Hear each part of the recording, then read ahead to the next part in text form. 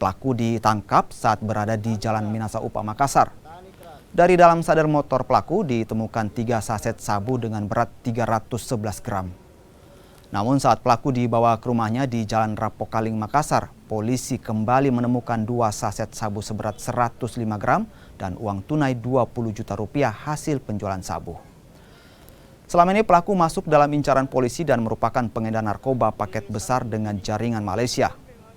Pelaku mengaku sudah melakukan transaksi jual beli narkoba jenis sabu di kota Makassar sebanyak 3 kali dalam 1 bulan terakhir.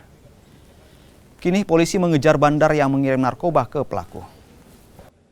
Tersangka ini sangat membahayakan bagi masyarakat kota Makassar karena sasarannya adalah masyarakat yang ada di Makassar. Sasaran marketnya ada di wilayah kota Makassar.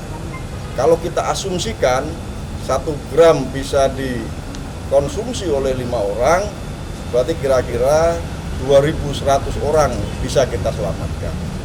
Untuk market sendiri adalah orang-orang yang mau mengkonsumsi, ya, orang-orang yang mau mengkonsumsi artinya tidak terbatas usia maupun profesinya. Tapi marketnya adalah di kota Makassar. Ini agen bandar ya, Bang? Ya, ini merupakan bandar sekaligus pengedar.